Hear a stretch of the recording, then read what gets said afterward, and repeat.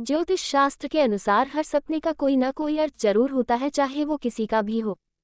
कहा जाता है कि जो हमारे दिमाग में चलता है वही सपने में दिखाई देता है।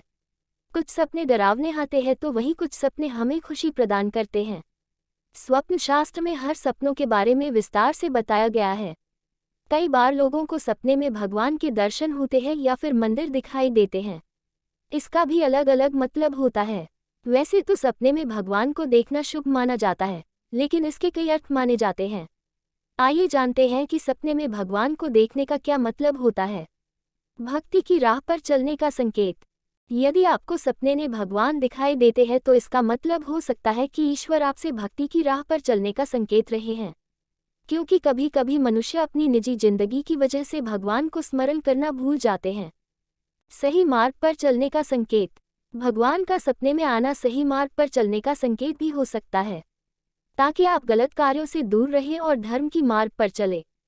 धैर्य रखना। सपने का अर्थ आपको खुद समझना होगा। यदि आप चारों तरफ से परेशानियों से घिरे हुए हैं, आपको इस कठिनाई से निकलने का कोई रास्ता नहीं दिख रहा है, तो ऐसे में भगवान का सपने में आना आपको धैर्य रखने की सलाह देता है। ईश्वर आपके सपने में आकर आपको धैर्य रखने का संकेत देते हैं। सपने में माँ दुर्गा को देखना। माँ दुर्गा का सपना देखना बेहद शुभ माना जाता है।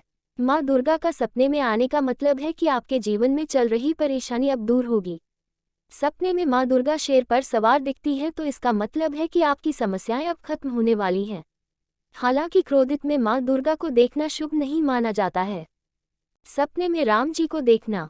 सपने में भगवान राम को देखने का मतलब होता है कि आपको भगवान राम की तरह कर्तव्य की मार्ग पर चलना है। भगवान राम सपने में आकर बताने हैं कि आपको हमेशा सही का साथ देना है। सपने में शिवलिंग को देखना। सपने में शिवलिंग को देखना बेहद शुभ माना जाता है।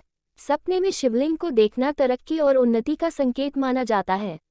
इसका मतलब होता है कि भगवान शिव की कृपा से आपके सारी दिक्कतें अब खत्म होने वाली हैं।